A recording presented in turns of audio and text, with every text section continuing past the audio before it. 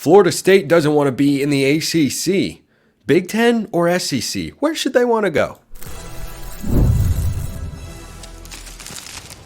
You are Locked On College Football, your daily podcast on all things college football. Part of the Locked On Podcast Network, your team every day. Howdy to another episode of Locked On College Football. I'm your host, Spencer McLaughlin. Thank you so much for making this your first listen or your first view of the day. Part of the Locked On Podcast Network, your team every day. This is your daily source to stay up to date with the biggest stories in the greatest sport on planet Earth, realignment, portal, carousel, and more. We've got it all right here. Today's episode is brought to you by FanDuel. Make every moment more. New customers join today and you'll get $150 in bonus bets if your first bet of $5 or more wins. Visit FanDuel.com/lockedon to get started. Brian Smith is with me, not in a recruiting capacity per se on today's show, but as the host of Locked On Seminoles to talk about Florida State because Brian, they've made it very clear. They want out of the ACC. They want to make this move. They're trying to raise money. They're doing all this sort of stuff. They're working on maybe a settlement with the ACC. But where are they going to go if they actually get out of the Atlantic Coast Conference? Everybody thinks it's going to be the Southeastern Conference. That could be. The Big Ten is certainly an option. Obviously, they're both competing, and that's a brand. And it's a brand in Florida. It's a brand that the Big Ten would, as crazy as it is, not like the Big Ten's not afraid of anything. They got New York to LA now. They would be across the country because Chicago, all the way down to the state of Florida, too. It would be interesting to see who would offer, but I still think it would be Southeastern Conference. And I don't think it would be Florida State alone for the ACC. Who do you think would go with them? Clemson is the most likely. They're the most SEC-style football they won two titles for a reason. You know, their defense, the defensive line recruiting. They're the one school that goes into Alabama randomly and just takes kids away from Mike Saban. That's if you can do that and recruit well, that gets you to the national championship level. And also, I think that Clemson is just ready for something different. They've never been a great basketball program anyway, so the ACC doesn't have as much appeal to them, and not that it does for Florida State either in basketball. So leaving and looking for a different money opportunity for both those schools makes sense. So the SEC and the Big Ten, of course, have to extend an invitation should this all blow up. So let's say that Florida State's apparent dream scenario comes to pass and they're able to make it work financially to where they would at least, break even over the course of a period of time until maybe the next media rights contracts are negotiated in the early part of the next decade. We are in 2024, so it's closer than you think, but still quite a long ways away.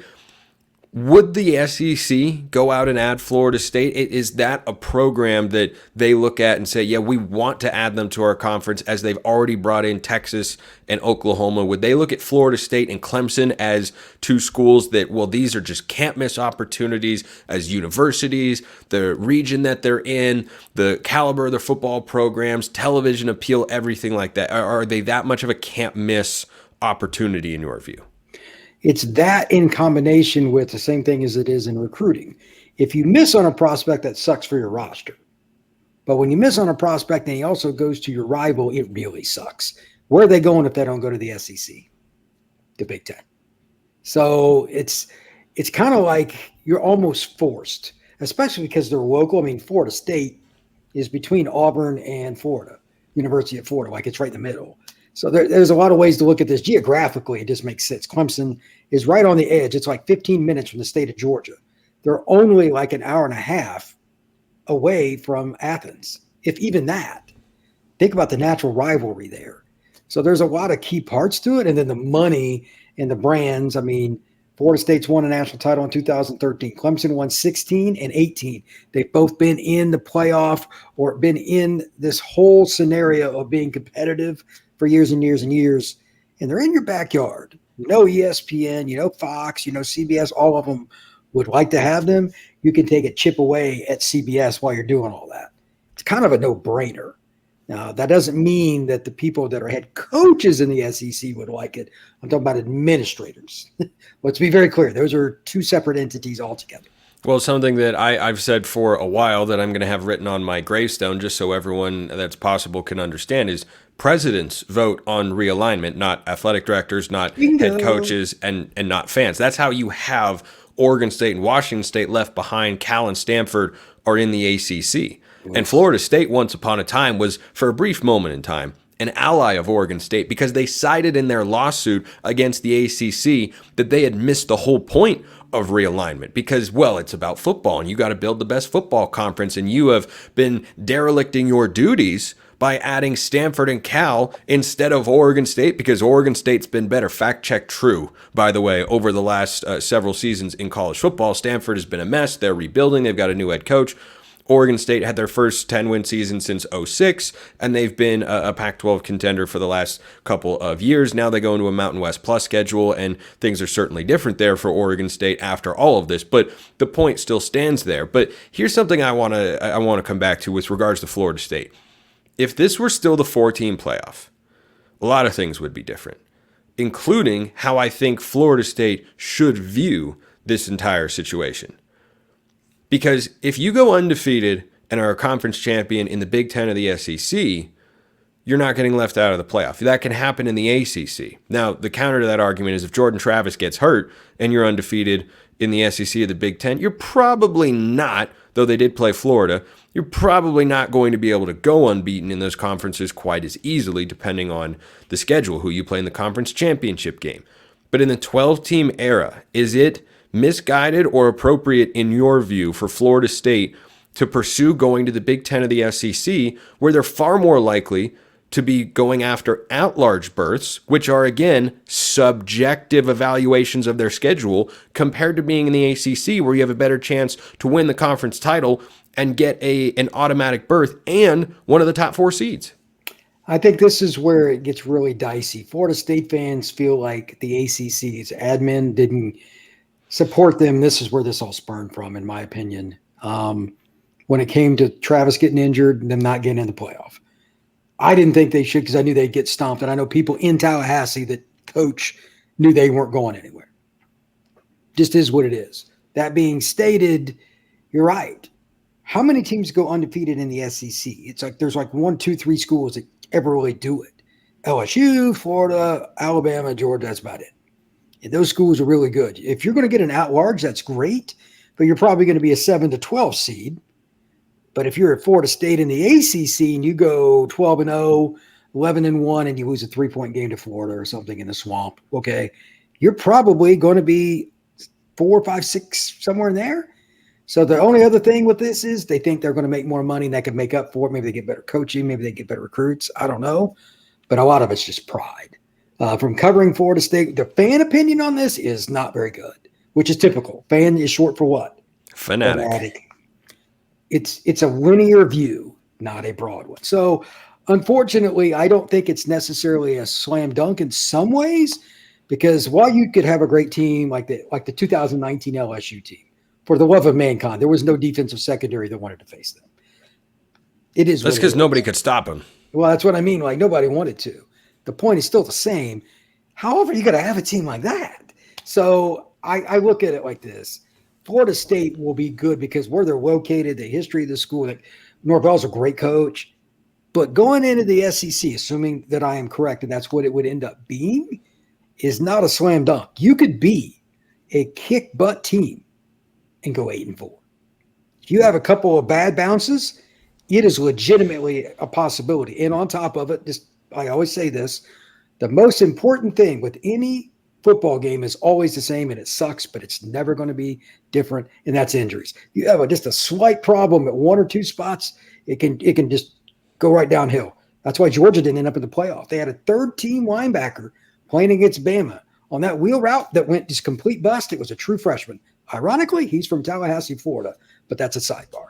The point is still the same. You're just always one play away from just being out in the SEC. Georgia went undefeated and didn't make it. So do you really want to jump into it? Think broadly here. Don't use your fandom to think.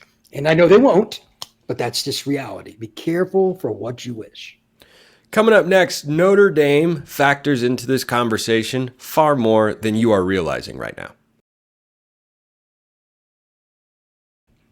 But first, today's episode of Locked On College Football is brought to you by eBay Motors. Passion, drive, and patience. What brings home the winning trophy is also what keeps your ride or die alive. eBay Motors has everything you need to maintain your vehicle and level it up to peak performance. From superchargers, roof racks, exhaust kits, LED headlights, and more, whether you're into speed, power, or style, eBay Motors has got you covered. With over 122 million parts for your number one ride or die, you'll always find exactly what you're looking for. And with eBay Guaranteed Fit, your part is guaranteed to fit your ride every time or your money back. Because with eBay Motors, you're burning rubber, not cash. With all the parts you need at the prices you want, it's easy to turn your car into the MVP and bring home that win. Keep your ride or die alive at ebaymotors.com. eBay Guaranteed Fit, only available to U.S. customers. Eligible items only. Exclusions apply.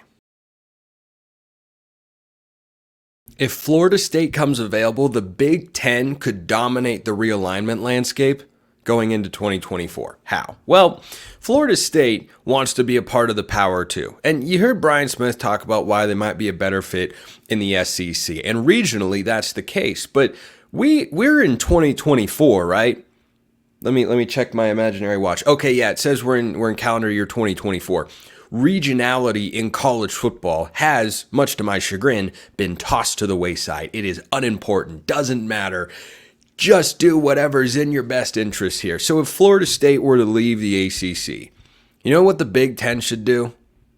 The Big Ten should go and pursue them as hard as they possibly can.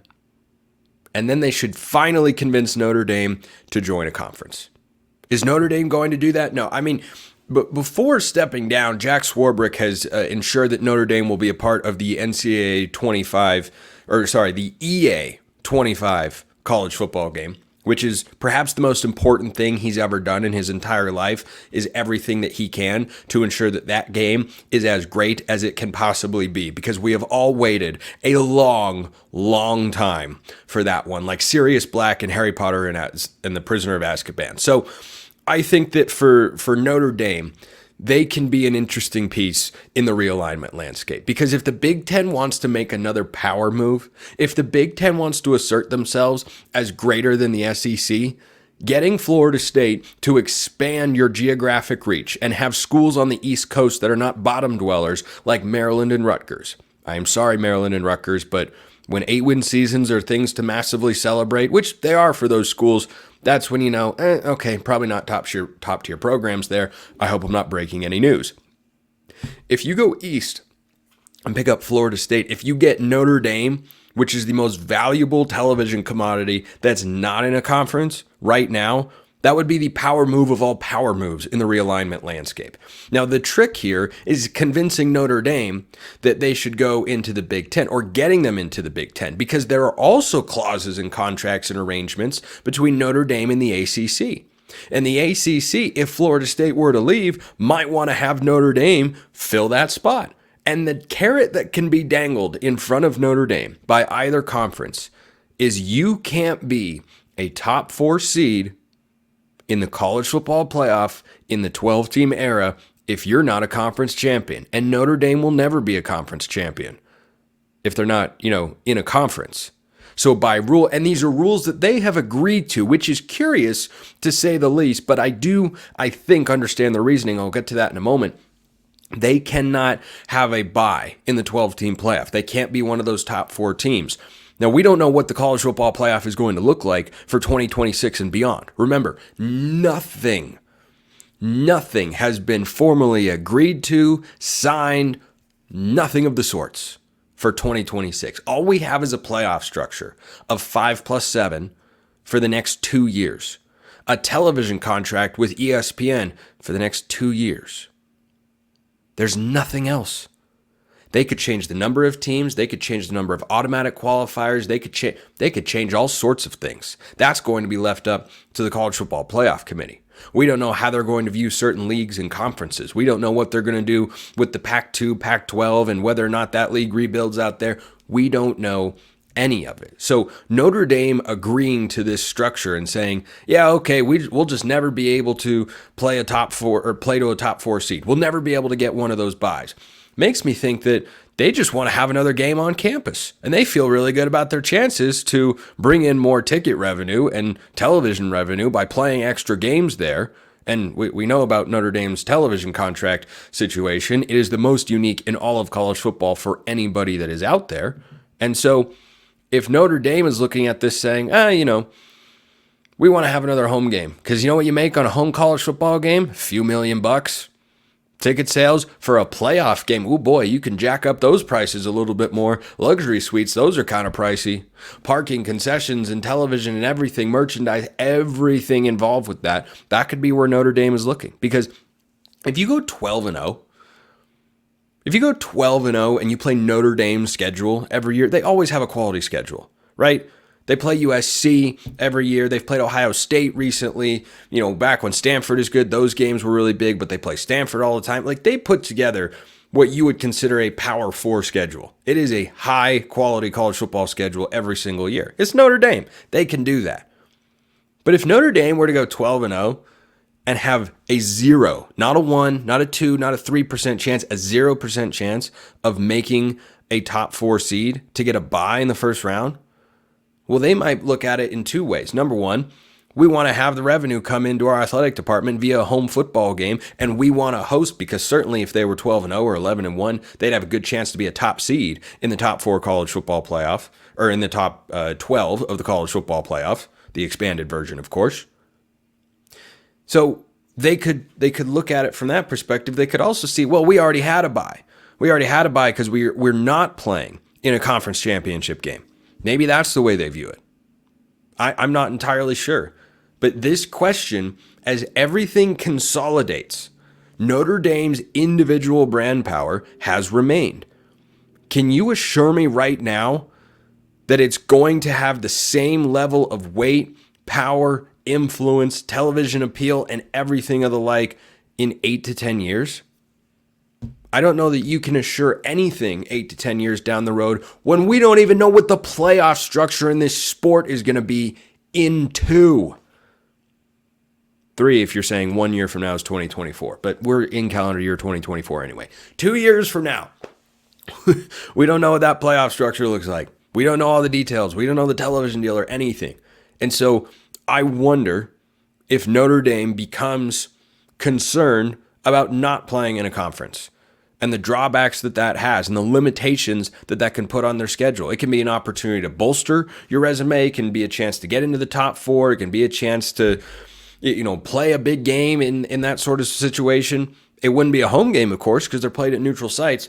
But that's where I wonder if Notre Dame comes into the picture here. Because if Florida State ends up leaving the ACC, well, yeah, you ask who goes with them and where do they go? But if the Big Ten wanted to be aggressive, if the Big Ten really wants to look at the SEC and say, okay, we want to be above the SEC. We're the Power 2 conferences in the country. Everybody understands that. But we want to separate ourselves. That's what we want to do. Well, that'd be a move to do it. You add Florida State, you add Notre Dame, and suddenly Notre Dame is looking like the 4th or 5th best program in your entire conference. Yeah, it'd be a pretty big addition here. Now, would they make this sort of move? The alliance, I don't know if we're going to use the word alliance, but shall we say the joint venture of the SEC and the Big Ten to try and find solutions to college athletics, things like NIL, the portal, compensation, revenue sharing, and the like, and many, many more issues, by the way, leads you to believe that the SEC and the Big Ten are not going to make a move that would undermine each other. But they're not calling it an alliance, because if it were an alliance, then it would be ripe to undermine one another, as the Big Ten swooped not 1, not 2, not 3, but 4 schools out from the Pac-12 after forming a supposed alliance along with the ACC a couple of years ago. Boy, what an infamous day that turned out to be in the college football world. So I don't know what the SEC and the Big Ten are thinking here, but I can't escape that thought, hence why I'm discussing it here on the show, that Notre Dame has to play a role somewhere. Someone has to ask the question. When you have a television brand that powerful, and television is driving, in large respects, everything that we are seeing in college sports, it's all there. It's all there, and television is at the root of all of it. and one of the biggest television products in the entire country isn't a part of a conference. As everything continues to consolidate, I just don't know if that lasts. And so if the Big Ten wants to be aggressive, if the Big Ten wants to make a move, you wait for Florida State to get out of the ACC. You say, we don't want anybody else from there. We'll take Florida State and Notre Dame. Yeah, that would be a power consolidation into the Big Ten.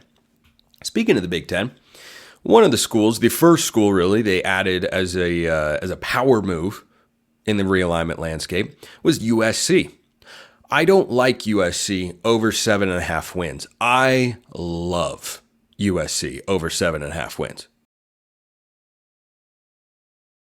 I also love FanDuel. It's America's #1 sports book. You can get buckets with your first bet on FanDuel. Right now, new customers get $150 in bonus bets with any winning $5 bet. That's $150 if your bet wins. Bet on all your favorite NBA players and teams with quick bets, live same-game parlays, exclusive props, all that and more.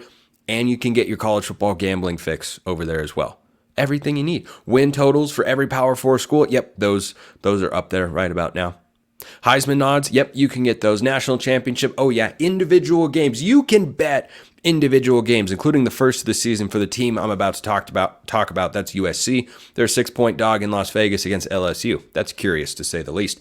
Visit FanDuel.com/lockedon. Head over there and shoot your shot. FanDuel.com/lockedon. FanDuel, official sportsbook partner of the NBA. USC's win total is 7.5. Give me the over 7 days a week and twice on Sunday. Why? USC has made the right moves this offseason. And I am a person who holds the very hot take belief and generalized opinion that when you are a team that has a weakness in one season but shows encouraging signs in other areas with regards to your team or program writ large, and you go into an offseason and you attack those weaknesses in ways that make me believe it's going to be better, I like to pick those teams to do well. So far, that philosophy has been pretty darn good for the most part when picking win totals in college football. And USC over 7.5, give me that all day, every day of the week. Why? Well, here's the thing. USC is a better team than their win total actually indicates. The reason that their win total is that low, I think this is a not even sneaky, like can USC sneak up on anybody? Can Lincoln Riley sneak up on anybody? This is a team that can contend for a Big Ten championship in 2024. Why? Because they have finally made tangible improvements that I'm a big fan of on the defensive side of the football. There is never, in my mind, ever going to be a question about Lincoln Riley's ability to score points. You know why? Because I've got several years of head coaching data to reflect the fact that he's going to be able to score a lot of points, no matter what conference he is in, no matter what schedule he's playing, no matter what players he's got. He's going to be able to put up points. The question is, can they get stops? And I'm sure USC fans are tired of hearing this generalized notion and this question about USC's defense. Well, it's been a problem the last couple of years, and they have made real progress on that front. They hired D'Anton Lynn, who was the defensive coordinator at UCLA. This could not be a more perfect fit for USC's defensive coordinator position. He's got experience in Los Angeles, and he was just working for a head coach in Chip Kelly, who is a lot like Lincoln Riley, offensively driven, calls plays, does not pay attention to the other side of the ball. Now, Lincoln Riley has spoken publicly about a rethinking of his football philosophy and whatnot. You can't change who you are, right? I think that's largely projection for fans, alumni, and boosters who are looking at the team and going, why is the defense, again, not any good for a second year in a row? Why was that the problem, which it absolutely was? Well, bring in a guy who just coordinated the best statistical defense in the Pac-12 a season ago, of which there were some really good ones. Oregon had a great defense. Utah's always got a great defense. Oregon State was good on that side of the ball. Their defensive coordinator that year, Trent Bray, is now their head coach. This is a USC team that is going to be improved on that side of the ball. So if you have any doubts about USC, where are they going to start? Well, can they play any defense? Well, they're going to be better because they were a mess with how they were coached. They were a mess with how they were schemed. They were a mess with how they were play called in 2023 and 2022. None of it was good. None of it. And D'Anton Lynn can come in and change that. He's not going to be working with a completely bare cupboard either. He is bringing in transfer portal players that will make USC a better team defensively. They have more talent on that side of the ball than the numbers would reflect. They just aren't coached very well. The number of times watching USC last year, I saw players communicating at the last second before the snap or saying, hey, I need help, or hey, what are we doing, or what is this? It was astonishing. It happened every single week. You didn't see that very often with their crosstown rival, who beat them in the Coliseum last year. I did not expect that to happen, and yet it did. Largely because D'Anton Lynn is a really good defensive coordinator. So he takes the reins, and he brings in guys like Kamari Ramsey at safety, or Easton Mascarenas-Arnold, an all-conference caliber player at linebacker from Oregon State. You look at the composite talent on this USC defense, it's not last in the Big Ten, not even close to it. So the reason their win total is just 7.5 when the contenders in the conference are 9.5 or 10.5, Michigan, Ohio State, and Oregon, according to our friends at FanDuel, is because their schedule is absolutely, positively brutal. It's brutal. It is. But over 7.5 wins, I might like this even more than I loved Colorado over 4.5. That line, by the way, has since jumped to 5.5. I still think Colorado is a bowl team in 2024, especially given their schedule. But here's how it starts for USC. This is tricky. This is absolutely tricky. I'm not going to sit here and try and tell you that, well, it's just an easy schedule. No, it's hard. It's hard. They open against LSU at Allegiant Stadium in Las Vegas. Neutral site game. Boy, is that going to be any fun. I might even be there because I live not too far away. Then they host Utah State. Then they have a bye. Then they go at Michigan. It could be a 1-2 start. It could absolutely be a 1-2 start. And if USC starts 1-2, don't be surprised when they come back and end the year 9-3 and push for a college football playoff spot.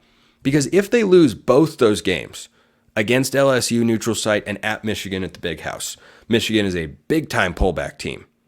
I mean, if Alex Orji's your starting quarterback, I'll take Miller Moss and Lincoln Riley over Alex Orji and Sharon Moore, though I think Sharon Moore could be a good coach. He's got a tall task ahead of him. They got a lot of pieces to replace. So then USC hosts Wisconsin. They go at Minnesota. They host Penn State, at Maryland, hosting Rutgers, at Washington, who's also a pullback team from what they were a season ago. On paper, you could look at their schedule and say, well, they play the two teams that were in the national championship game last year. And lots of things change in the off seasons nowadays in college football. Nowhere is that more true than those two schools, especially Washington. I think USC will be favored going into Washington, by the way. Then they host Nebraska. That could be a sneaky tough game. They've got them off a bye, though. Cornhuskers at Memorial Coliseum off a bye before they go at UCLA and then host Notre Dame. So this is a schedule that does not include an FCS game. Most other college football schedules do. But USC, for whatever reason, has got a group of 5 game against Utah State, a built-in non-conference rivalry with Notre Dame, who's a Big Ten or ACC caliber team, and they play LSU. So they're not trying to load up wins. They're trying to load up with quality games and high-level opponents. But if you look at their 4 toughest games, LSU, at Michigan, hosting Penn State, and hosting Notre Dame, only one of those games is on the road. And 2 of them are at home. And if USC loses every single one of those games, all four, they can still go over 7.5 wins. That would, of course, require them to be perfect on the rest of their schedule. But here's the thing. I think they're capable of being perfect on the rest of their schedule. And I don't think they're going 0-4 in those games. They're winning at least one of those games. Probably 2.